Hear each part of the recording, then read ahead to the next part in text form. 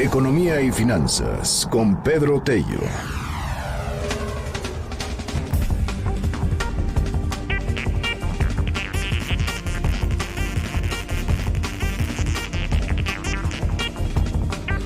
Siete con 18 minutos. Pedro, cuéntanos, qué gusto saludarte, Pedro Tello. Bueno, pues parece que pese a la Semana Santa y en abril, pues están medio estancadas ahí las ventas en las grandes cadenas comerciales. Cuéntanos, Pedro, ¿cómo estás? Buenos días. Luis, buenos días. Qué gusto saludarte a ti y a quienes siguen este espacio. Fíjate que uno de los signos vitales que vale la pena no perder de vista a propósito del desempeño de la economía mexicana es precisamente el de las ventas de las grandes cadenas comerciales afiliadas a la ANTAD. ¿Por qué? Bueno, pues porque cerca del 50% de las ventas que se realizan al consumidor final, a usted y a mí, se realizan a través justamente de las grandes cadenas comerciales. De modo que el desempeño de las ventas de estos grandes grupos de comercio nos va marcando la pauta de lo que ocurre en el mercado interno, lo mismo que las ventas del sector automotriz. Y por cuanto a las cadenas comerciales se refiere, Luis Auditorio, pasamos del mes de marzo más débil en 5 años. En el mes de marzo las ventas de las grandes cadenas retrocedieron 3.3% en términos reales, a lo que algunos calificaron, y voy a poner entre comillas, el mejor abril de los últimos 5 meses, o el mejor mes de los últimos 5. Uh-huh. Y lo hacen utilizando solamente el crecimiento de las ventas nominales reportadas por la ANTAD, crecimiento que en el mes de abril fue del 4.4%.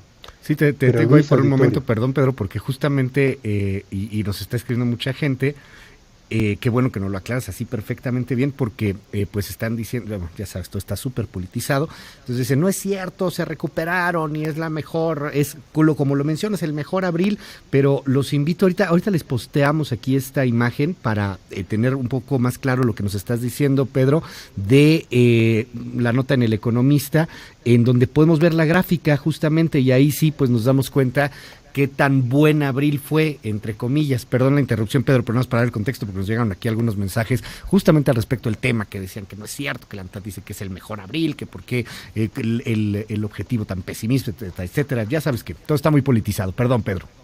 Sí, Luis, muchas gracias.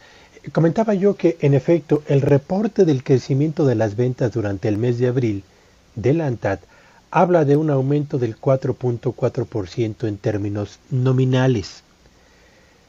En economía, lo que suele hacerse es evitar el efecto de la inflación sobre los aumentos nominales en las estadísticas de ventas de una empresa o de un sector.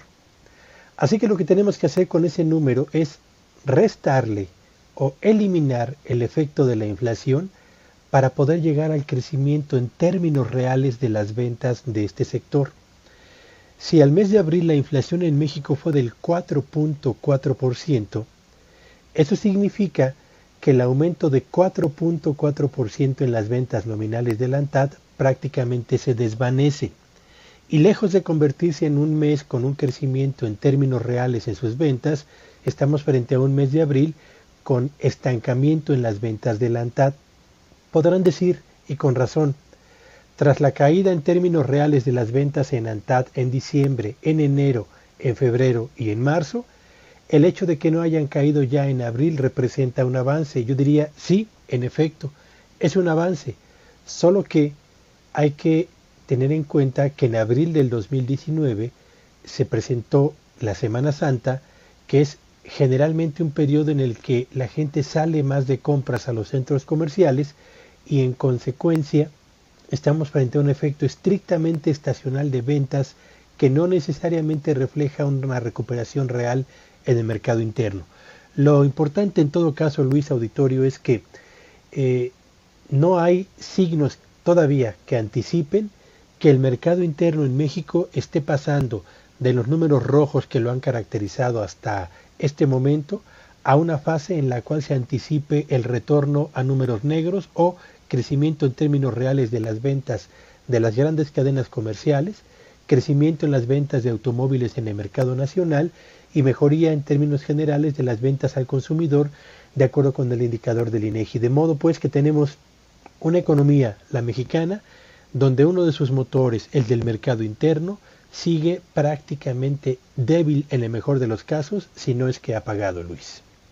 Gracias, Pedro. Bueno, pues así, ahí está el dato justamente, antes de echar campanas al vuelo, antes de comenzar pues con estas especies de fake news o de maneras de interpretar la información. Ya lo hemos platicado en otras ocasiones, en donde pues señalan también que el tipo de cambio se debe a la cuarta transformación, cuando más o menos está bien el tipo de cambio peso dólar.